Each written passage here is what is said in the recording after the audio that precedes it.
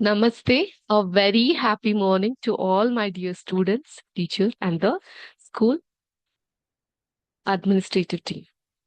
We welcome you all to today's Vidya Shakti science session. My name is Ashwita Malnad and I'm your science tutor. Hope you all are doing good. Yes. So, what is the time now? 9:05. So, why did we start the class late by 5 minutes? Because we were waiting for our fellow students to join, isn't it? So, children, one thing that is very, very important in all of our life is that so people who are very successful, they may be from Karnataka, Hyderabad, Tamil Nadu, India, Uganda, Africa, South Africa, China, Pakistan. So any part of the world, Europe, Paris. But you know what? All the successful people have one thing very common in them, that is time.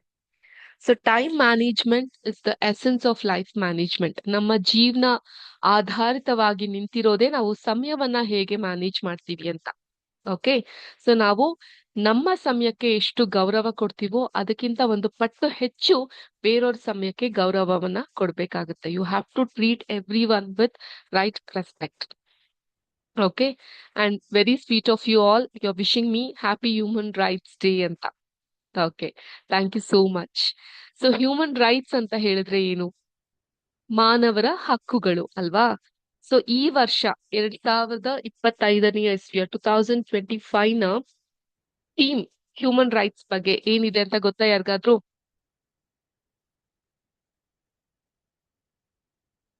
Can anyone tell me?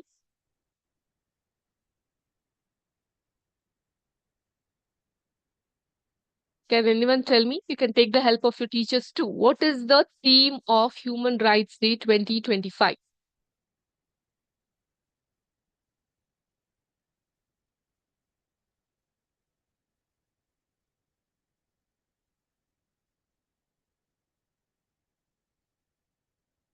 Okay. ನಾನು ಹೇಳ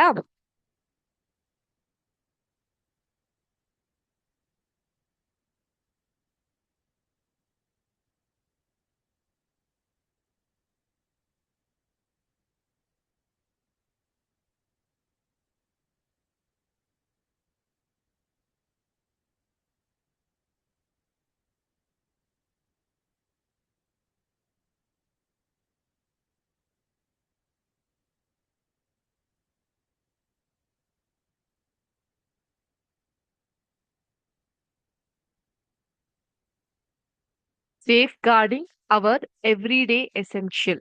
ಅದು ಈ 2025ನೇ ಇಸ್ವಿಯ human rights ನ ಧ್ಯೇಯ ವಾಕ್ಯ theme ಆಗಿರುತ್ತೆ. Human rights ನ ನಾವ್ ಏನಕ್ಕೆ ಆಚರಣೆ ಮಾಡ್ತೀವಿ? ಇದನ್ನ ಆಕ್ಚುಲಿ 1948ರಿಂದ UN ಅಲ್ಲಿ ಫಸ್ಟ್ ಆಚರಣೆ ಮಾಡ್ತಾ ಇದ್ರು. ಅದಾದ ನಂತರ ನಮ್ಮ ಇಂಡಿಯಾದಲ್ಲಿ ಸ್ಟಾರ್ಟ್ ಮಾಡ್ವಿ. ಸೊ ಪ್ರತಿಯೊಬ್ರು ಕೂಡ ಡಿಗ್ನಿಟಿಯಿಂದ, ಈಕ್ವಾಲಿಟಿ ಜೊತೆಗೆ ನ್ಯಾಯಸಮ್ಮತವಾಗಿ ಜಸ್ಟಿಸ್ ಇಂದ ಬದುಕುವಂತಹದ್ಕೆ ನಾವು ಹ್ಯೂಮನ್ ರೈಟ್ಸ್ ಅಂತ ಹೇಳ್ತೀವಿ. ಪ್ರತಿಯೊಬ್ಬ ವ್ಯಕ್ತಿಗೂ ಕೂಡ ಈ ರೀತಿಯಾಗಿ ಈ ಈ ಮೂರು ವರ್ಡ್ಸ್ ಗಳು ನಾನು ಏನ್ ಬರ್ತಿದ್ದೀನಲ್ಲ, ಈ ರೀತಿಯಾಗಿ ಬದುಕುವಂತ ಹಕ್ಕಿರುತ್ತೆ. ಡಿಗ್ನಿಟಿ, ಒಂದು ರೀತಿಯಾದಂತಹ ಗಾಂಭೀರ್ಯ. ಈಕ್ವಾಲಿಟಿ, ಪ್ರತಿಯೊಬ್ರು ಸಮಾನರು. ಜಸ್ಟಿಸ್, ನ್ಯಾಯಸಮ್ಮತವಾಗಿ. ಓಕೆ. ಸೊ ಈ ಪುಟ್ಟ ಮಕ್ಕಳಾಗಿರುವಂತ ನೀವು, ಏನ್ ಮೇಡಮ್ ಪುಟ್ಟ ಮಕ್ಳು ಅಂತ ಹೇಳ್ತೀರಾ, ನಮ್ ಹೈಸ್ಕೂಲ್ ಬಂದಿದೀವಿ ಗೊತ್ತಾ ಅಂತ ಹೇಳ್ತಿದ್ರೆ, ಟೀನೇಜರ್ಸ್ ಗೊತ್ತಾ ಅಂತ ಹೇಳ್ತಿರ್ಬೋದು ನೀವು. ಬಟ್ ನಮ್ಗೆಲ್ಲ ನೀವಿನ್ನು ಪುಟ್ಟ ಮಕ್ಳೇ, ಆಯ್ತಾ? ಸೊ ಆಲ್ಮೋಸ್ಟ್ 2010 ಅಲ್ಲೇ ಅಲ್ವಾ ನಿಮ್ದೆಲ್ಲ ಡೇಟ್ ಆಫ್ ಬರ್ತ್? ಆಲ್ಮೋಸ್ಟ್ 2009-10 ಆ ಸಮಯದಲ್ಲೇ ಹುಟ್ಟಿರ್ತೀರಾ ಅಲ್ವಾ? So you all are still small kids. 2012 ಅಲ್ಲಿ ಹುಟ್ಟಿದೀರಾ? ಓ ಮೈ ಗಾಡ್, ಇದು ಇನ್ನೂ ಚಿಕ್ಕ ಮಗು ಆಯ್ತು ಅನುಜತೆಗೆ ಸ್ಕೂಲು. ಓಕೆ. ಸೊ ಆದ್ರಿಂದ ಪ್ರತಿಯೊಬ್ರು ಡಿಗ್ನಿಟಿ, ಇಕ್ವಾಲಿಟಿ, ಜಸ್ಟಿಸ್ ಇಂದ ಇರ್ಬೇಕಾಗತ್ತೆ. ನಮ್ಮ ಎವ್ರಿ ಡೇ ಎಸೆನ್ಷಿಯಲ್ ಏನಿದೆ ಅದನ್ನ ಸೇಫ್ ಗಾರ್ಡ್ ಮಾಡ್ಬೇಕಾಗತ್ತೆ. Okay children, you are right. 2011 twelve ಟೈಮಲ್ಲಿ ಹುಟ್ಟಿದೀರಾ. Okay. Having said that, welcome you all to our session today. So ಇವತ್ತಿನ ಸೆಷನ್ ಅಲ್ಲಿ ನಾವೇನನ್ನ ಕಲಿತಾ ಇದ್ದೀವಿ? ಲಾಸ್ಟ್ ಸೆಷನ್ ಅಲ್ಲಿ ನಾವೇನ್ ಮಾತಾಡ್ತಾ ಇದ್ವಿ, ಏನ್ ಡಿಸ್ಕಸ್ ಮಾಡ್ತಾ ಇದ್ವಿ?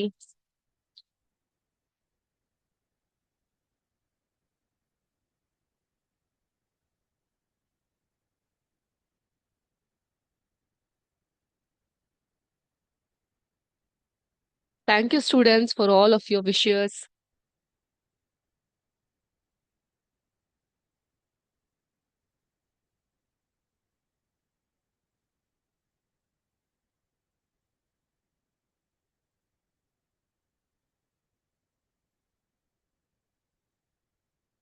ಸಮ್ ನ್ಯಾಚುರಲ್ ಫಿನೋಮಿನಾ ಬಗ್ಗೆ ನಾವು ಕಲಿತಾ ಇದ್ವಿ. ಅಂಡ್ ಲಾಸ್ಟ್ ಕ್ಲಾಸ್ ನಲ್ಲಿ ನಾವು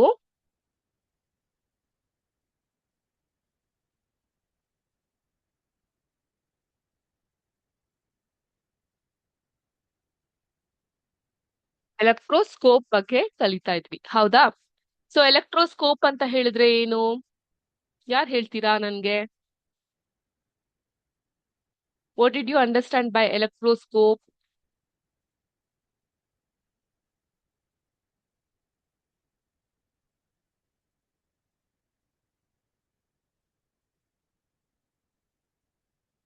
Very good. Electroscope, it is an instrument that is used to measure the charges. Okay. ಏನ್ ಚಾರ್ಜಸ್ ನ ಪಾಸಿಟಿವ್ ಅಥವಾ ನೆಗೆಟಿವ್ ಚಾರ್ಜಸ್ ನ ನಮ್ಗೆ ಮೆನ್ಷನ್ ಮಾಡುತ್ತೆ. Okay, so it is a scientific device or instrument that detects the presence of electric charge.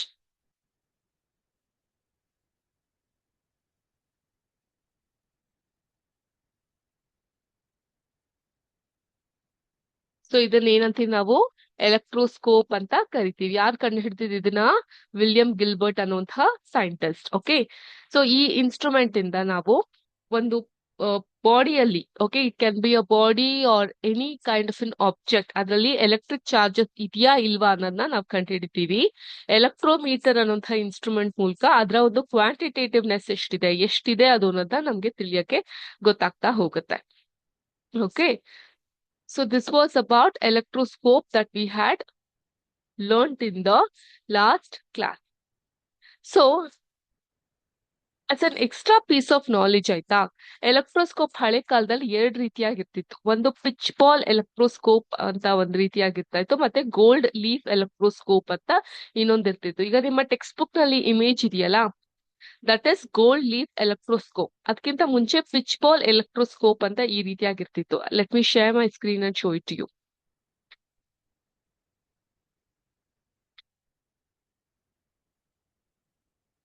Can you all see? ಹಾ, ಈ ತರ ಇತ್ತು ಇನ್ಸ್ಟ್ರೂಮೆಂಟ್.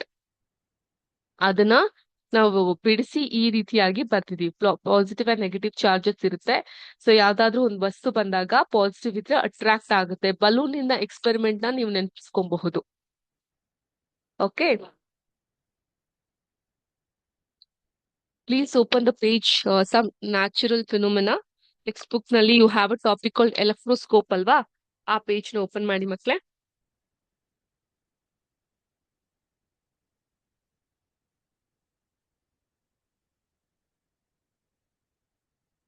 ಪವನ್ ಇದ್ದೀರಾ ಯಾರಾದ್ರೂ ಕ್ಲಾಸ್ ನಲ್ಲಿ? Is there any Pavan in the class? Yes. Okay. Pavan, please stand up and can you read this loud for all of us?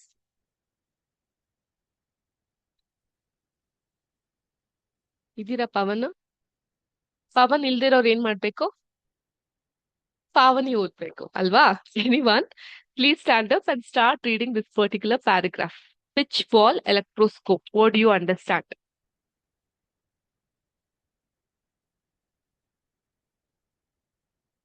John Canton. Okay. Yes.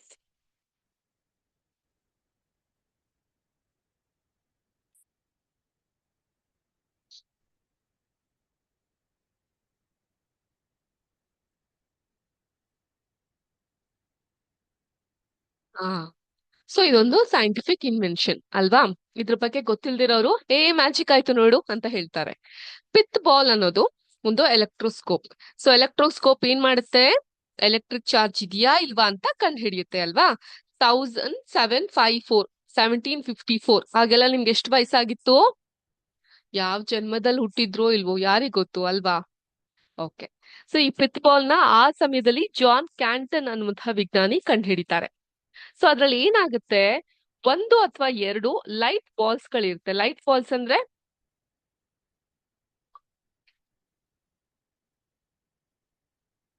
ಇಲ್ಲಿ ಕಾಣ್ತಾ ಉಂಟಲ್ಲ, ಈ ತರ ಲೈಟ್ ಬಾಲ್ಸ್ ಇರುತ್ತೆ. ಸೊ ಅದು ತುಂಬಾ ಲೈಟ್ ವೆಯ್ಟ್ ಆಗಿರುತ್ತೆ and non conductive substance called pith. ಅರ್ಥ ಆಯ್ತಾ? Find its object is charged or not, it is brought near and uncharged pith ball. ಅದಕ್ಕೆ ಬಾಲ್ ಏನಾದ್ರು ಅಟ್ರಾಕ್ಟ್ ಆಯ್ತು ಅಂತ ಹೇಳಿದ್ರೆ ಆಬ್ಜೆಕ್ಟ್ ಚಾರ್ಜ್ ಆಗಿದೆ, ಎಲೆಕ್ಟ್ರಿಕಲಿ ಚಾರ್ಜ್ ಆಗಿದೆ ಅನ್ನೋದು ಗೊತ್ತಾಗ್ತಾ ಇತ್ತು. ಸೊ ಈ ಫಿಗರ್ ಅಲ್ಲಿ ನೋಡಬಹುದು, the pith ball electroscope from the 1870s shows attraction to a charged particle. ಈ ಇಮೇಜ್ ಅಲ್ಲಿ ನೀವು ಅದನ್ನ ಕಾಣಲಿಕ್ಕೆ ಸಾಧ್ಯ. ನೆಕ್ಸ್ಟ್ ಎರಡನೇ ರೀತಿದು gold leaf electroscope which we have in our textbook. Okay, it was developed by Abraham Bennet ಅನ್ನುವಂತಹ ವಿಜ್ಞಾನಿಯಿಂದ. Please don't write it down, ಇದನ್ನೆಲ್ಲ ಎಕ್ಸಾಮ್ ಅಲ್ಲಿ ಕೇಳಲ್ಲ, ಬಟ್ ಮಕ್ಳಿಗೆ as an extra piece of knowledge ಇದೆಲ್ಲ ಗೊತ್ತಿರ್ಬೇಕು ನಿಮ್ಗೆ ಅಲ್ವಾ? ಯಾವುದೇ ಒಂದು ವಿಷಯವನ್ನ see how do we call us as a science student? So ಇದನ್ನ ನೋಡ್ದವ್ರು ಏನಂತಾರೆ? ಇಟ್ಸ್ ಅ ಕಂಪ್ಯೂಟರ್ ಮೌಸ್ ಅಂತ ಹೇಳ್ತಾರೆ ಅಲ್ವಾ? ಸೊ ಆದ್ರೆ ಒಬ್ಬ ಸೈಂಟಿಫಿಕ್ ಸ್ಟೂಡೆಂಟ್ ಹೇಗೆ ಅದನ್ನ ಆನ್ಸರ್ ಮಾಡ್ತಾನೆ? ನೋ, ಇದು ಬರೀ ಮೌಸ್ ಅಲ್ಲ, it is a wireless mouse. ನೋಡಿ ಇದ್ರಲ್ಲಿ ವೈರ್ ಇಲ್ಲ. ಸೊ ವೈರ್ ಇಲ್ಲದೆ ಮೌಸ್ ಹೇಗೆ ಓಡಾಡುತ್ತೆ? With the help of a battery. With the help of a battery ಓಡಾಡುತ್ತೆ. ಆನ್ ಅಂಡ್ ಆಫ್ ಬಟನ್ ಇದೆ. ಬ್ಯಾಟರಿ ಯಾವ ತರ ಇರುತ್ತೆ? ಮೆಟಲ್ ಟೈಪ್ ಯಾವ ತರ ಇದೆ ಬ್ಯಾಟ್ರಿಲಿ? ಪಾಸಿಟಿವ್ ನೋಟ್ ಯಾವ್ದು, ನೆಗೆಟಿವ್ ನೋಟ್ ಯಾವ್ದು? ಈ ತರ ಎಲ್ಲ ಅನ್ವಯಿಸ್ಕೊಂಡು ಹೋಗೋರ್ನೆ ನಾವು ಸೈಂಟಿಫಿಕ್ ಸ್ಟೂಡೆಂಟ್ಸ್ ಅಂತ ಕರೆಯೋದು. ಓಕೆ, ಸೊ ಯಾವ್ದೇ ಸಬ್ಜೆಕ್ಟ್ ಆಗಿರ್ಲಿ, not just science, have the habit of questioning, have the habit of analysing. ಮೆದ್ಲಿದೆಯಲ್ಲ, ನಮ್ ಮೆದ್ಲು, human brain, that is very powerful. But ಏನ್ ಮಾಡ್ತೀವಿ ನಾವ್, ಅದಕ್ಕೆ ಕೆಲ್ಸನೇ ಕೊಡಕ್ ಹೋಗಲ್ಲ, ಬಿಟ್ಬಿಡ್ತೀವಿ. ಎಲ್ಲ ಈಸಿಯಾಗಿ ಏನ್ ಸಿಗುತ್ತೆ ಬಿಟ್ಬಿಡ್ತೀವಿ. ಈಗಂತೂ with growth of technology, artificial intelligence, chat GPT ಎಲ್ಲಾ ಕೆಲ್ಸನೂ ಟೆಕ್ನಾಲಜಿಗೆ ವಹಿಸ್ಬಿಟ್ಟು ನಾವ್ ಆರಾಮಾಗಿರ್ತೀವಿ. That is wrong. ಸೊ ಆದ್ರಿಂದ ಯಾವುದೇ ವಸ್ತು ಅಥವಾ ವಿಷಯಗಳನ್ನ ಅನಲೈಸ್ ಮಾಡಿ ಕಲಿಯೋದು ಮುಖ್ಯ ಆಗ್ತಾ ಹೋಗುತ್ತೆ. ಓಕೆ, ಸೊ ಈ ಪಿತ್ ಬಾಲ್ ಆದ್ಮೇಲೆ ಇದು ಬರುತ್ತೆ. ಇಲ್ಲಿ ಮೆಟಲ್ ರಾಡ್ ಇರುತ್ತೆ with 2 parallel strips of thin flexible gold leaf hanging from it. Okay, so glass bottle ಹಾಕಿರ್ತಾರೆ, ನೀವು ಮನೇಲೂ ಮಾಡ್ಕೊಬಹುದು ಅಂತಿದ್ರಲ್ಲ, ಈ ರೀತಿಯಾಗಿ ಎಲೆಕ್ಟ್ರಿಕ್ ಚಾರ್ಜ್ ಇದೆಯಾ ಇಲ್ವಾ ಅನ್ನೋದನ್ನ ಕಂಡು ಹಿಡಿತಾ ಇದ್ರು. So this was about electroscope. So ಈ ಎಲೆಕ್ಟ್ರೋಸ್ಕೋಪ್ ಇಂದ ಏನ್ ಮೇಡಮ್ ನಮ್ಗೆ ಆಗೋ ಲಾಭ? ಇದನ್ನ ಯಾರು ಓದ್ತೀರಾ? ಯಾರಿದ್ದಾರೆ? ತನ್ಮಯ್ ಇದಾರಾ? ಇಲ್ಲ. ಸ್ವಾತಿ ಇದಾರಾ? Okay, Swati, can you read it out for us?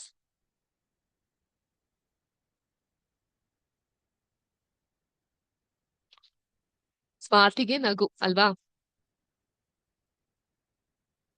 Good. Okay, first thing ಬಂದು ವಾರ್ಮ್ ಅಪ್ ಆಗ್ಬೇಕು. ಬೆಳಗ್ಗೆ ಬೆಳಗ್ಗೆ ಮ್ಯಾಮೇ ಎಲ್ಲ ಪಾಠ ಮಾಡಿದ್ರೆ ನೀವೇನ್ ಮಾಡ್ತಿರ್ತೀರಾ? ಸೊ ನೀವು ಆಕ್ಟಿವ್ ಆಗಿ ಪಾರ್ಟಿಸಿಪೇಟ್ ಮಾಡ್ಬೇಕು. Okay, so it is use to detect the static charges. The next, the nature of electric charges can be determined by using an electroscope. Third point, the magnitudes of two different charges can be compared using an electroscope. ಇದು electroscope ಇಂದ ಆಗುವಂತಹ ಉಪಯೋಗಗಳು. Madam, ಈ ಪ್ರಶ್ನೆ exam ಅಲ್ಲಿ ಕೇಳ್ತಾರಾ? ಖಂಡಿತ ಕೇಳ್ತಾರೆ, ಆದ್ರೆ ಈ ವರ್ಷದಲ್ಲ, ನೆಕ್ಸ್ಟ್ ಇಯರ್ ಅಲ್ಲಿ, when you have an detail learning about electroscope. Next, ಇದೇನಪ್ಪಾ ಇದು ಈ ತರ ಕಾಣಿಸ್ತಾ ಇದೆ? ಏನಿರಬಹುದು ಇದು?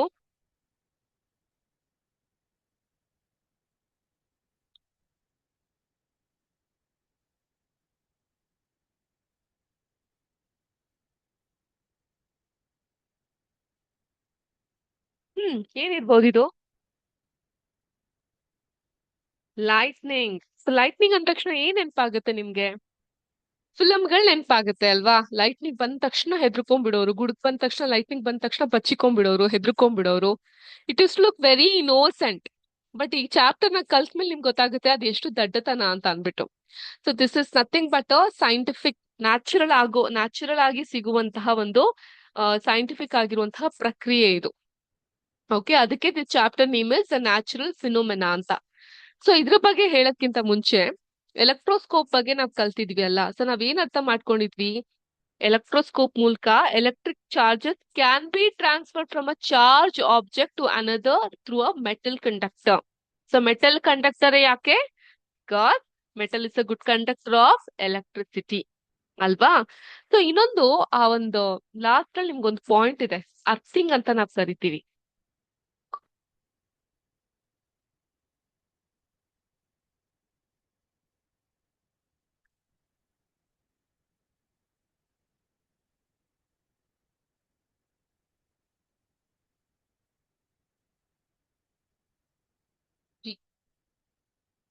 ಆಕ್ಚುಲಿ ನಾವೆಲ್ಲ ಕಲಿಬೇಕಾದ್ರೆ ಜಿ ಹೀಗ್ ಬರಿತಾ ಇದ್ರು, ಅಲ್ವಾ? ಬಟ್ ಇವಾಗ new way of writing G is this ಅಂತ. ಇವನ್ ಐ ಡಿಡ್ ನೋ ಈ ತರ ಅಂತ ಜಿ. ಎನಿವೇಸ್, ಈಗ ಲೈಟ್ನಿಂಗ್ ಸ್ಟಾರ್ಟ್ ಮಾಡ್ತೀನಿ. ಓಕೆ, ಬಟ್ ಲೈಟ್ನಿಂಗ್ ಇಂತ ಮುಂಚೆ ಅರ್ಥಿಂಗ್ ಅಂತ ಒಂದು ಟಾಪಿಕ್ ಇದೆ, ಬಟ್ ಅದನ್ನ ನಾನು ಈಗ ಸದ್ಯಕ್ಕೆ ಪಾಸ್ ಮಾಡ್ತೀನಿ. ಯಾಕಂದ್ರೆ ಲೈಟ್ನಿಂಗ್ ನ ಎಕ್ಸ್ಪ್ಲೇನ್ ಮಾಡಾದ್ಮೇಲೆ ಅರ್ಥಿಂಗ್ ಬಗ್ಗೆ ಹೇಳಿದ್ರೆ ನಿಮ್ಗೆ ಇನ್ನೂ ಕ್ಲಿಯರ್ ಆಗಿ ಅರ್ಥ ಆಗುತ್ತೆ. ಎಲ್ಲರೂ ನಿಮ್ ಟೆಕ್ಸ್ಟ್ ಬುಕ್ ಪೇಜ್ ನಂಬರ್ 72 ನ ಓಪನ್ ಮಾಡ್ತೀರಾ? Can you all open page number 72?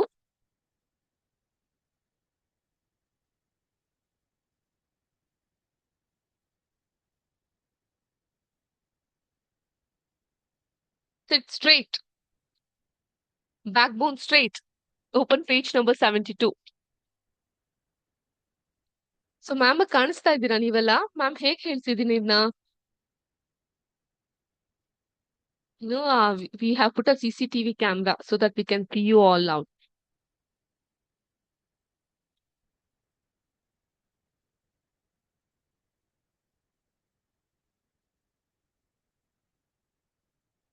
Okay. Open. So ಅಲ್ಲಿ ಏನ್ ಕಾಣಿಸ್ತಾ ಇದೆ ನಿಮ್ಗೆ? You can see a plus mark, minus mark, isn't it?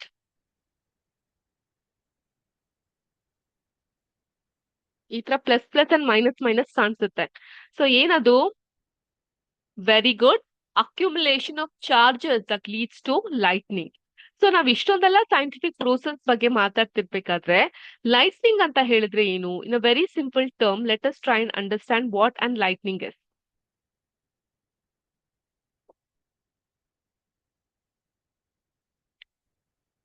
C, lightning is a naturally occurring electrostatic discharge. Okay, so ಅದು ತುಂಬಾ ಸ್ವಾಭಾವಿಕವಾಗಿ ಆಗುವಂಥದ್ದು. ಎಲೆಕ್ಟ್ರೋಸ್ಟಾಟಿಕ್ ಡಿಸ್ಚಾರ್ಜ್ ಅಂದ್ರೆ ಏನು? It's okay if we go slow. I want you to understand the meaning word by word, point ಅಲ್ಲಿ ನಿಮ್ಗೆ ಅರ್ಥ ಆಗ್ಬೇಕಿದು.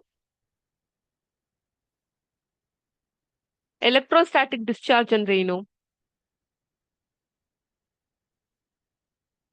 Static electricity ಬಗ್ಗೆ ನಾವು ಕಲ್ತಿದೀವಲ್ವಾ? ಅದೇ ಎಲೆಕ್ಟ್ರೋಸ್ಟಾಟಿಕ್ ಡಿಸ್ಚಾರ್ಜ್ ಅಂದ್ರೆ sudden release of static electricity between two different object, okay, with different electrical potential. ಆದ್ರಿಂದ so ಈಗ sudden ಆಗಿ ನಿಮ್ಗೆ ಒಂದು ಡೋರ್ ನಾಬ್ ನ ಮುಟ್ಟ ತಕ್ಷಣ ಶಾಕ್ ಹೊಡೆಯುತ್ತೆ, ನಿಮ್ ಫ್ರೆಂಡ್ ನ ಮುಟ್ಟ ತಕ್ಷಣ ಶಾಕ್ ಹೊಡೆಯುತ್ತೆ, ಅಲ್ವಾ? ಸೊ ಅದನ್ನ ನಾವ್ ಏನಂತೀವಿ? ಎಲೆಕ್ಟ್ರೋಸ್ಟಾಟಿಕ್ ಡಿಸ್ಚಾರ್ಜ್ ಅಂತ ಕರಿತೀವಿ. ಬೇಕಂದ್ರೆ ಇದನ್ನ ನೋಟ್ ಮಾಡ್ಕೊಳ್ಳಿ. 1 minute, I stop sharing.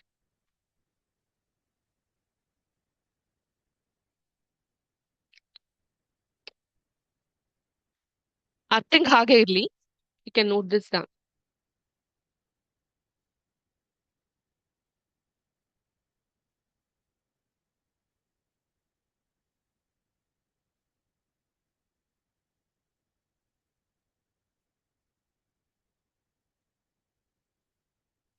Electrostatic discharge ಅಂದ್ರೆ sudden release of static electricity.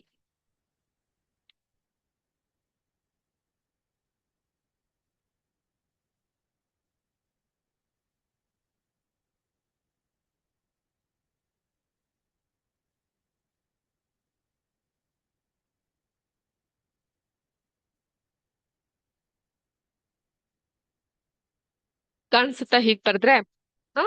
Between two objects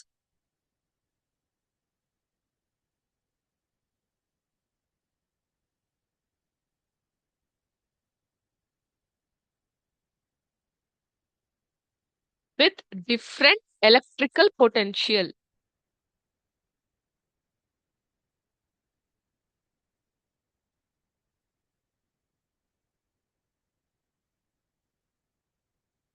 Okay.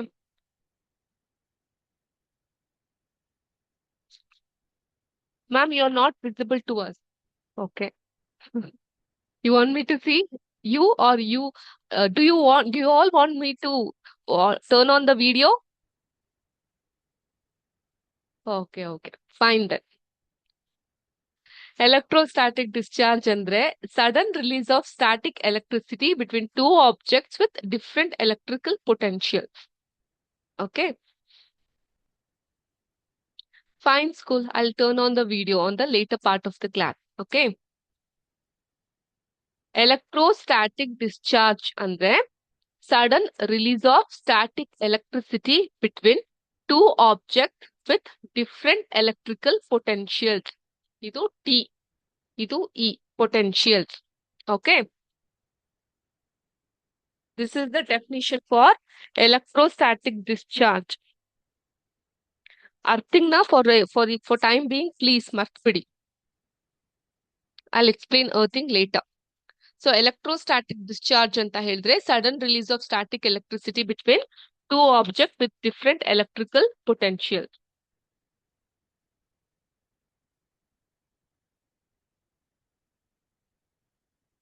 Example ಅಂತ ಹೇಳಿದ್ರೆ walking on carpet, touching the metal. Okay, ಈ ಮೈಕ್ರೋ ಚಿಪ್ ನ ಅಂದಾಜ್ ಸ್ಪಾರ್ಕ್ ಉಂಟಾಗುತ್ತೆ, ಅಥವಾ ನಿಮ್ ಮನೇಲಿ ಕರೆಂಟ್ ಎಲ್ಲ ಹೋದಾಗ ಇದು ಮೀಟರ್ ಬೋರ್ಡ್ ಇರ್ತಲ್ಲ, ಮೀಟರ್ ಬೋರ್ಡ್ ಅಲ್ಲಿ ಒಂದು ಆ ಫ್ಯೂಸ್ ನ ಕಿತ್ ಹಾಕಿ ರಿಪೇರ್ ಮಾಡ್ತಿರ್ಬೇಕಾದ್ರೆ ಒಂದು ಸ್ಪಾರ್ಕ್ ಬರುತ್ತೆ. Okay, lightning is also an extreme E S D. Lightning ಇದೆಯಲ್ಲ, ಮಿಂಚ್ ಹೊಡಿಯೋದು, ಅದು ಕೂಡ ಎಕ್ಸ್ಟ್ರೀಮ್ ಆಗಿರುವಂತಹ ಇ ಎಸ್ ಡಿ.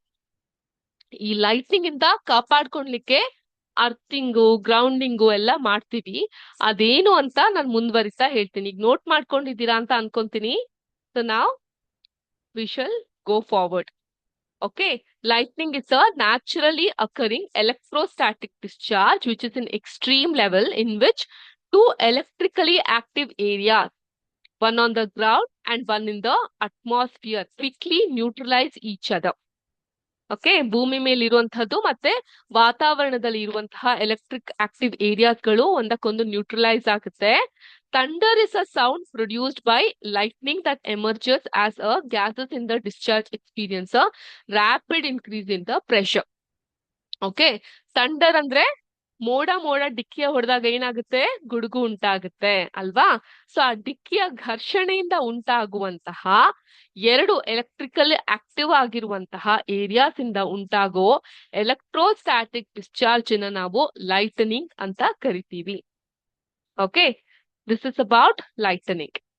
ಸೊ ನಾನ್ ಅರ್ಥಿಂಗ್ ಬಗ್ಗೆ ಹೇಳ್ತಾ ಇದ್ದೆ. ಸೊ ಯಾವ್ದಾದ್ರು ಮನೆ ಕಟ್ಟಿಸ್ಬೇಕಾದ್ರೆ ನೀವ್ ನೋಡಿರ್ಬಹುದು, ಸಾಮಾನ್ಯವಾಗಿ ಮೇಲ್ಗಡೆ ಒಂದು ಕಂಬಿನ ಈ ರೀತಿ ಬಿಟ್ಟಿರ್ತಾರೆ, ಅದನ್ನ ಲೈಟ್ನಿಂಗ್ ರಾಡ್ ಅಂತ ಕರಿತೀವಿ.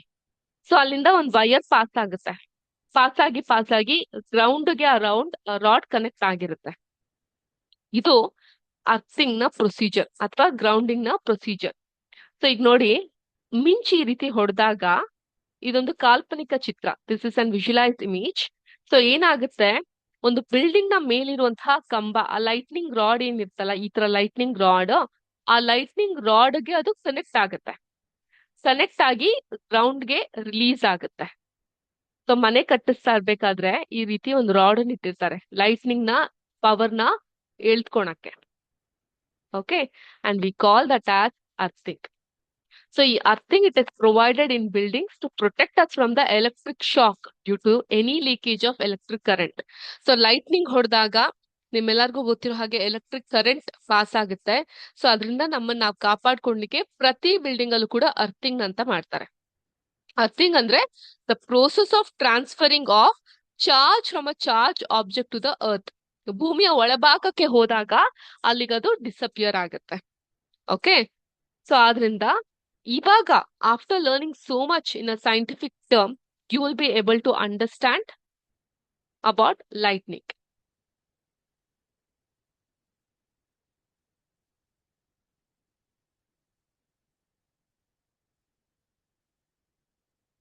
S, any doubts?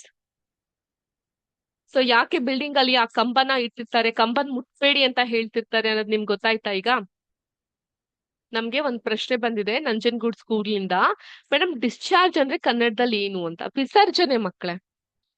ಆಚೆ ಹೋಗ್ಲಿಕ್ಕೆ ನಾವು ಡಿಸ್ಚಾರ್ಜ್ ಅಂತ ಹೇಳ್ತೀವಿ. ಆಯ್ತಾ? ಈಗ ಹಾಸ್ಪಿಟಲ್ ಅಡ್ಮಿಟ್ ಆಗಿರ್ತೀವಿ, ಆ ಡಿಸ್ಚಾರ್ಜ್ ಯಾವಾಗ ಅಂತ ಕರಿತಂದ್ರೆ ಆಚೆ ಹೋಗೋದ್ ಯಾವಾಗ ಅಂತ. ಡಿಸ್ಚಾರ್ಜ್ ಅಂತ ಹೇಳಿದ್ರೆ ಹೊರ ಕಳ್ಸೋದಾಗಿರ್ಬಹುದು, ವಿಸರ್ಜನೆ ಆಗಿರ್ಬಹುದು, ಅಲ್ವಾ? ಸೊ ಅದನ್ನ ನಾವು ಡಿಸ್ಚಾರ್ಜ್ ಅಂತ ಕರಿತೀವಿ. Clear with this? Thank you.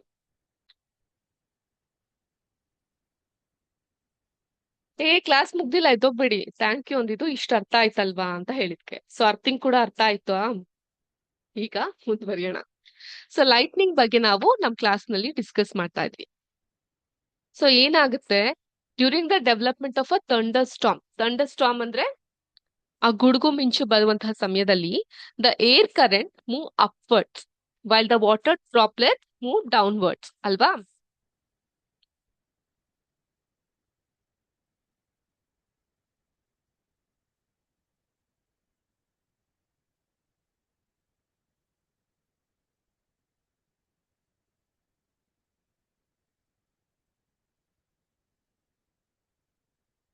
So ಮಳೆ ಹನಿ ಮೇಲ್ ಹೋಗ್ತಿರ್ತಾ ಇಲ್ಲ ಅಲ್ವಾ, ಕೆಳಗಡೆ ಬೀಳುತ್ತೆ. So these vigorous movement cause separation of charges. ಇಲ್ಲಿ ಚಾರ್ಜಸ್ ಸಪರೇಟ್ ಆಗ್ತಾ ಹೋಗುತ್ತೆ, ಇದು ನ್ಯೂಟ್ರಲೈಸ್ ಆಗಿ ಬರುತ್ತೆ by a process not yet completely understood. The positive charges collect near the upper edges of the cloud and the negative charges accumulate near the lower edge. Okay, so ನೀವು ಆ image ನಲ್ಲಿ ನೋಡಬಹುದು, positive charges ಮೇಲ್ ಹೋಗ್ತಾ ಇರುತ್ತೆ, negative charges ಕೆಳಗೆ ಬರ್ತಾ ಇರುತ್ತೆ. ಹೌದಾ? So the accumulation of positive charges near the ground also happens. When the magnitude of the accumulated charges becomes very large, the air, which is normally a poor conductor of electricity, is no longer able to resist their flow. Okay. What if air was a very good conductor of electricity? ಏನಾಗ್ಬಿಡ್ಬೋದು? ಪ್ರತಿ ಸಲ ಮಿಂಚ್ ಹೊಡೆದಾಗ್ಲೂ ಕೂಡ ನಾವೆಲ್ಲ ಈ French fries ಆದಂಗೆ ಆಗ್ಬಿಡ್ತಿದ್ವಿ. ಹೌದಾ? So ಆದ್ರಿಂದ you have to be thankful to the God for such a wonderful creation. So negative and positive charges meet, producing streaks of bright light and sound. So we see the streak as lightning, and this process is called as electrical discharge. Okay. So ಆ ವಿದ್ಯುತ್ ಏನು ವಿಸರ್ಜನೆ ಆಗುವಂತಹ ಈ ಕ್ರಿಯೆನ ನಾವು ಮಿಂಚು ಹೊಡೆಯೋದು ಅಂತ ಹೇಳ್ತೀವಿ. ಸೊ ನಾವು ಇನ್ ಜನರಲ್ ಆಗಿ ದೇವ್ರು ಅಂದ ತಕ್ಷಣ ಏನೋ ಪವಾಡ ಸೃಷ್ಟಿಸ್ಬಿಡೋನು, ಶಾಪ ಕೊಡೋನು, ಇಲ್ಲ ವರ ಕೊಡೋನು ಅಂತ ಅನ್ಕೊಂತೀವಿ. But have you ever understood in a very scientific term also how the god or the creator is created this living world? ಪ್ರತಿಯೊಂದನ್ನು ಎಷ್ಟು ಅಚ್ಚುಕಟ್ಟಾಗಿ ಅವ್ರು ಕ್ರಿಯೇಟ್ ಮಾಡಿದ್ದಾರೆ. So water is a good conductor of electricity, but air could not be a good conductor of electricity, ಅಲ್ವಾ? So ಎಷ್ಟೋ ಸಲ ನಾವ್ imagine ಮಾಡ್ಕೊಂತಿರ್ಬಹುದು, when we see this in the scientific term we start analysing about it. So ನಿಮ್ಗೆ reproduction in animals ಆ ಒಂದ್ ಪಾಠ ಮಾಡ್ಬೇಕಾದ್ರೆ had explain you about cloning ಬಗ್ಗೆ ಎಲ್ಲ ಎಕ್ಸ್ಪ್ಲೇನ್ ಮಾಡಿದ್ವಿ. ನಮ್ ಪುರಾಣ ಕಥೆಗಳನ್ನೆಲ್ಲ ನೋಡಿದಾಗ ಸಿಂಗಲ್ ಪೇರೆಂಟ್ ಇಂದ ಹುಟ್ಟಿರೋಂತಹ ಮಕ್ಕಳು ಇರ್ತಾರೆ. ನಾರದ ಮಹರ್ಷಿಗಳು ಗೊತ್ತಾ ನಿಮ್ಮೆಲ್ಲರಿಗೂ? ನಾರದ ಮುನಿ ಯಾರವರು? ನಾರಾಯಣ ನಾರಾಯಣ ಅಂತಿರ್ತಾರಲ್ಲ. ಸೊ ಅವ್ರನ್ನ ಏನಂತ ಕರಿತೀವಿ ನಾವು ಪುರಾಣದಲ್ಲಿ? ಮಾನಸ ಪುತ್ರ ಅಂತ ಕರಿತೀವಿ. ಹೌದಾ? ಮಾನಸ ಪುತ್ರ ಅಂದ್ರೆ ಒಂದು ಎಲುಬಿನಿಂದ ಹುಟ್ಟಿದಂತಹ ಮಗು, ಬ್ರಹ್ಮನಿಂದ ಹುಟ್ಟಿದಂತಹ ಮಗು. ಸೊ ಅದ್ರಿಂದ ನಾರದ ಮುನಿಗೆ ತಾಯಿ ಇಲ್ಲ, ತಂದೆ ಒಬ್ರೆ, ತಂದೆ ಬ್ರಹ್ಮ. ಸೊ ಇವಾಗೆಲ್ಲ ಏನ್ ಕಂಡು ಹಿಡಿತಾ ಇದಾರಂದ್ರೆ only a male from his bone marrow can reproduce a living organism ಅನ್ನೋದನ್ನ ಕಂಡು ಹಿಡಿತಾ ಇದಾರೆ, ಸಂಶೋಧನೆಗಳು ನಡೀತಾ ಇದೆ. ಬಟ್ ನಾವು ಆ ಹಳೆ ಕಾಲದಲ್ಲಿ, ಪುರಾಣ ಕಾಲದಲ್ಲೇ ಇದೆಲ್ಲ ಉಲ್ಲೇಖ ಆಗಿತ್ತಲ್ವಾ? We had determined and we had told in the olden days itself. So anything and everything, ಪ್ರತಿಯೊಂದಕ್ಕೂ ಕೂಡ ಒಂದು ವೈಜ್ಞಾನಿಕ ಕಾರಣ ಅನ್ನೋದಿರುತ್ತೆ. ಅದ್ ಗೊತ್ತಾಗದೆ ಇದ್ದಾಗ ನಾವ್ ಸುಮ್ನೆ ಪವಾಡ ಅದು ಇದು ಅಂತ ಹೇಳ್ತಾ ಹೋಗ್ತೀವಿ, ಅಲ್ವಾ? ಓಕೆ. ಸೊ ಈಗ ನಾವು ವಾಪಸ್ಸು ಸ್ವರ್ಗಲೋಕದಿಂದ ಆಕಾಶಕ್ಕೆ ಬಂದ್ಬಿಡೋಣ, ಲೈಟ್ನಿಂಗ್ ಬಗ್ಗೆ ಯೋಚನೆ ಮಾಡೋಣ, and then will discuss. Okay. So the process of this electrical discharge can occur between 2 or more clouds or between clouds and the earth. Today ನಮ್ಗೆ ಭಯ ಆಗಲ್ಲ ಲೈಟ್ನಿಂಗ್ ಅಂದ್ರೆ. ನಮ್ ಹಳೆ ಕಾಲದಲ್ಲಿ ನಮ್ ಹಿರಿಯರು ಅಯ್ಯೋ ಶಾಪ ಹಾಕ್ಬಿಟ್ಟಿದೆ, ದೇವ್ರು ಶಾಪ ಕೊಡ್ತಾ ಇದಾರೆ ನಮ್ಗೆ ಅನ್ಬಿಟ್ಟು ಬಚ್ಚಿಟ್ಕೊಂಡ್ಬಿಡ್ತಿದ್ರು. ಸೊ ನಮ್ಗೆ ಆ ಭಯ ಅಂತೂ ಇಲ್ಲ, ಅಲ್ವಾ? ಯಾಕಂದ್ರೆ we understand the basic phenomenon. Scientists are trying hard to improve this understanding. ಆದ್ರಿಂದ ಲೈಟ್ನಿಂಗ್ ಅಂದ್ರೆ ಭಯ ಪಡುವಂತಹ ಅವಶ್ಯಕತೆ ಇಲ್ಲ. ಆದ್ರೆ ಲೈಟ್ನಿಂಗ್ ಇದ್ದಾಗ ಕೇರ್ಫುಲ್ ಆಗಿರೋದು ತುಂಬಾ important. Because lightning strike could destroy life and property. So it is therefore very important to take measurements to protect ourselves. Okay, so ಆದ್ರಿಂದ ಈ ಲೈಟ್ನಿಂಗ್ ಮಿಂಚ್ ಹೊಡೆದಾಗ ನಮ್ಮನ್ನ ನಾವು ಕಾಪಾಡ್ಕೊಳೋದು ಬಹಳ ಬಹಳ ಮುಖ್ಯ ಆಗ್ತಾ ಬರುತ್ತೆ. ಸೊ ಯಾವ ರೀತಿ ನಮ್ಮನ್ನ ನಾವು ಕಾಪಾಡ್ಕೊಬಹುದು, ಅದ್ರ ಬಗ್ಗೆ ಅಂದ್ರೆ ಯಾವ ಭಂಗಿಯಲ್ಲಿ ನಾವಿದ್ದಾಗ ನಮ್ಮನ್ನ ನಾವು ಕಾಪಾಡ್ಕೊಬಹುದು, ಅದ್ರ ಬಗ್ಗೆ ಕೂಡ ನಾವು ತಿಳಿಸಿ ಹೇಳೋಣ ಇವತ್ತಿನ ಕ್ಲಾಸ್ ನಲ್ಲಿ.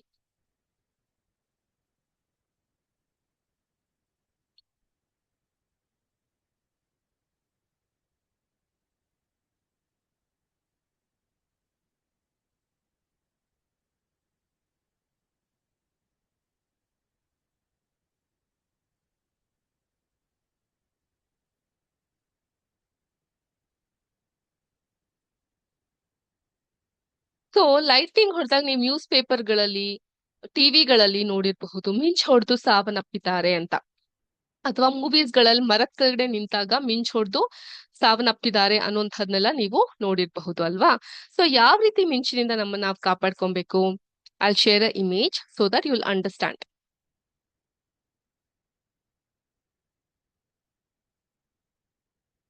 Can you all see? So ಯಾವ ಭಂಗಿಲ್ ಕೂತಿದ್ದಾರೆ ಇವರು, ಹೇಗ್ ಕೂತಿದ್ದಾರೆ, ಒಬ್ರಿಗಿಂತ ಒಬ್ರು ಒಂದು 100 ಫೀಟ್ ದೂರದಲ್ಲಿ ಇದ್ದಾರೆ. ಸೊ ಮಿಂಚ್ ಹೊಡೆಯೋ ಸಮಯದಲ್ಲಿ ನಾವು ಅದೇ ರೀತಿ ದೂರದಲ್ಲಿ ಇರ್ಬೇಕಾಗತ್ತೆ. ಯಾಕಂದ್ರೆ during lightning and thunderstorm no open places safe. ಆದ್ರಿಂದ ಸೇಫ್ ಆಗಿರೋ ಜಾಗ ಯಾವ್ದು, ಮನೆ ಅಥವಾ ಯಾವ ಜಾಗ ಒಂದು ಬಿಲ್ಡಿಂಗ್ ಒಳಗಡೆ ಇರೋದು. ಸೊ ಆದ್ರಿಂದ hearing thunder is an alert to rush to a safer place. Starting ಮಿಂಚ್ ಹೊಡೆಯೋದಿಲ್ಲ, ಮಿಂಚ್ ಬರೆಯಕ್ಕಿಂತ ಮುಂಚೆ ಜೋರಾದಂತಹ ಗುಡುಗು ಉಂಟಾಗುತ್ತೆ.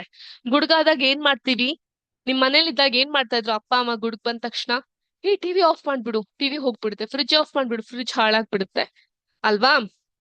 ಸೊ ಆದ್ರಿಂದ after hearing the last thunder ಏನ್ ಮಾಡ್ಬೇಕು, ನೀವು ಫಸ್ಟ್ ಥಂಡರ್ ಬರ್ತಿದ್ದ ಹಾಗೆ ಒಂದ್ ಒಳ್ಳೆ ಸೇಫ್ ಆಗಿರೋ ಜಾಗದಲ್ಲಿ ಬಚ್ಚಿಟ್ಕೊಬೇಕಾಗತ್ತೆ. ಲಾಸ್ಟ್ ಥಂಡರ್ ಬಂದ ತಕ್ಷಣ ಸ್ವಲ್ಪ ಹೊತ್ತು ಬಿಟ್ಟು ಆಚೆ ಬರ್ಬೇಕಾಗತ್ತೆ. ಅರ್ಥ ಆಯ್ತಾ? ಈಗ ಸೇಫ್ ಪ್ಲೇಸ್ ಅಂದ್ರೆ ಏನ್ madam? A house or a building is a safe place. If you're traveling by car or by bus, you are safe inside with windows and doors of the vehicle shut. So ಆ ಕಿಟಕಿ ಬಾಗ್ಲು ಎಲ್ಲ ಮುಚ್ಚಿಟ್ಕೊಂಡಿದ್ದಾಗ ಅದು safe ಆಗಿ ನೀವು ಇರ್ಬೇಕಾಗತ್ತೆ. Okay, test result ಏನ್ madam, ಅದೀಗ ಇಂಪಾರ್ಟೆಂಟಾ? Lightning chapter ಅಲ್ಲಿ ಎನಿವೇಸ್ ಟೆಸ್ಟ್ ರಿಸಲ್ಟ್ ನಿಮ್ಗೆ ಗೊತ್ತಾಗುತ್ತೆ ಶಾರ್ಟ್ಲಿ. ಓಕೆ, ಸೊ ನಿಮ್ಮ ಟೆಕ್ಸ್ಟ್ ಬುಕ್ ನಲ್ಲಿ ಒಂದಿಷ್ಟು ಆನ್ಸರ್ಸ್ ಇದೆ, dos and don'ts regarding during the thunder ಸ್ಟ್ರಾಮ್ ಅಂತ. ಸೊ ಈ ಥಂಡರ್ ಸ್ಟ್ರಾಮ್ ಆದಾಗ ಒಟ್ಟಿಗೆ ಇರಬಾರ್ದು, ಯಾಕಂದ್ರೆ ಎಲೆಕ್ಟ್ರಿಕ್ ಸ್ಟಾಟಿಕ್ ಎನರ್ಜಿ ಒಬ್ರಿಂದ ಇನ್ನೊಬ್ರಿಗೆ ಟ್ರಾನ್ಸ್ಫರ್ ಆಗುತ್ತೆ. Please maintain the distance. And ಈ ಭಂಗಿ ಏನಿದೆಯಲ್ಲ, please look at this image. You have to sit at this particular image. ಕೆಲವರು ಫುಲ್ ನೆಲಕ್ಕೆ ಬಾಗ್ಬಿಡ್ತಾರೆ, ಹಾಗೆ ಇರಬಾರ್ದು. ಓಕೆ, ಮನೆ ಒಳಗಡೆ ಇದ್ದಾಗ ಸೇಫ್ಟಿ ಮೆಷರ್ಮೆಂಟ್ ಏನ್ ಮಾಡ್ಬೇಕು madam? First, seek shelter immediately. Go to a sturdy ಅಂದ್ರೆ ಗಟ್ಟಿಯಾಗಿರೋ building with electricity or plumbing or a hard top vehicle. Okay, next, avoid electrical items. Do not use corded phones. Corded phones ಅಂದ್ರೆ telephones ಗಳು ಬರ್ತಾ ಇತ್ತಲ್ಲ ಅವು. Mobile use ಮಾಡ್ಬೋದಾ? ಖಂಡಿತ mobile ನ ಯೂಸ್ ಮಾಡಬಹುದು, that is safer, but not corded phones. Corded phones ಯಾಕೆ? ಆ ಟೆಲಿಫೋನ್ ಕಂಬಗಳಿಗೆ ಆ ವೈರ್ಗಳು ಕನೆಕ್ಟ್ ಆಗಿರುತ್ತಲ್ವಾ, ಸೊ ಅದರಿಂದ ಶಾಕ್ ಹೊಡಿಬಹುದು. ಕಂಪ್ಯೂಟರ್ಸ್ ಅಥವಾ ಎಲೆಕ್ಟ್ರಿಕಲ್ ಅಪ್ಲೈನ್ಸಸ್ ಇದನ್ನೆಲ್ಲ ಯೂಸ್ ಮಾಡೋ ಹಾಗಿಲ್ಲ. ಅದಕ್ಕೆ ಅಪ್ಪ ಅಮ್ಮ ಏನ್ ಮಾಡ್ತಾ ಇದ್ರು, ಎಲ್ಲಾ ಹುಡುಕ್ ಬಂದಾಗ ಟಿವಿ ಸ್ವಿಚ್ ನೆಲ್ಲ ಆಫ್ ಮಾಡ್ತಾ ಇದ್ರು. ಓಕೆ, ಅದ್ರ ಹಿಂದೆ ಸೈನ್ಸ್ ಏನು ಅಂತ ಪಾಪ ಅವ್ರಿಗೆ ಗೊತ್ತಿರ್ಲಿಲ್ಲ, ಬಟ್ ಆಫ್ ಮಾಡ್ಬೇಕು ಇಲ್ಲಾಂದ್ರೆ ಹಾಳಾಗ್ಬಿಡುತ್ತೆ ಅನ್ನೋದು ಗೊತ್ತಿತ್ತು, ಸೊ ಆಫ್ ಮಾಡೋರು. ಸೆಲ್ಯುಲಾರ್ ಫೋನ್ಸ್ ಅಂದ್ರೆ mobile phones, you can use the mobile phones. Stay away from water. ಯಾಕೆ? Water is a good conductor of electricity. ಆದ್ರಿಂದ ಗುಡುಗು ಮಿಂಚು ಬರ್ತಿರ್ಬೇಕಾದ್ರೆ ಮಳೇಲಿ ಬಿಸಿ ಬಿಸಿ ನೀರ್ ಸ್ನಾನ ಮಾಡಿದ್ರೆ ಚೆನ್ನಾಗಿರುತ್ತೆ ಅನ್ಬಿಟ್ಟು ಶವರ್ ಅಲ್ಲಿ ಸ್ನಾನ ಮಾಡೋದು, ಪಾತ್ರೆ ತೊಳೆಯೋದು, ಸಿಂಕ್ ಹತ್ರ ನಿಂತ್ಕೊಂಡಿರೋದು, ಬಾತ್ ಟಬ್ ಅಲ್ಲಿ ಇರೋದು ಎಕ್ಸ್ಟ್ರೀಮ್ಲಿ ಡೇಂಜರಸ್ ಮಕ್ಳೆ. ಓಕೆ, ಸೊ ಅದರಿಂದ ಏನಾಗುತ್ತೆ, ಬಾತ್ ಟಬ್ ಅಲ್ಲಿ ಇದ್ದ ಶಾಕ್ ಹೊಡೆಯುವಂತಹ ಚಾನ್ಸಸ್ ಇರುತ್ತೆ. We have lost very big celebrities also ಈ ತರ ಬಾತ್ ಟಬ್ ಅಲ್ಲಿ ಅವಘಡಗಳಾಗಿ, right? So as water and plumbing can conduct electricity. Okay, so avoid contact with the windows and doors. Stay away from windows, doors, and concrete floors or walls. ಒಂದು 30 ನಿಮಿಷ ತಡೀರಿ. Stay inside for at least 30 minutes after the last sound of thunder and ಆ ನಂತರದಲ್ಲಿ ಆಚೆ ಬನ್ನಿ. So ಒಳಗಡೆ ಇದ್ದಾಗ madam okay, ನಾವ್ ಈ ರೀತಿ ಎಲ್ಲ ಫಾಲೋ ಮಾಡಬಹುದು. ಆಚೆ ಇದ್ದಾಗ ಏನ್ ಮಾಡ್ಬೇಕು? ಆಚೆ ಇದ್ದಾಗ ನಾವೇನ್ ಮಾಡ್ಬೇಕು? ಪಾರ್ಕ್ ಅಲ್ಲಿ ಇರ್ತೀವೋ ಅಥವಾ ಆಚೆ ಕಡೆ ಎಲ್ಲೋ ಓಡಾಡ್ತಿರ್ತೀವೋ ಅವಾಗ ಗುಡುಗು ಮಿಂಚು ಬಂದ್ರೆ ಏನ್ ಮಾಡ್ಬೇಕು ನಾವು?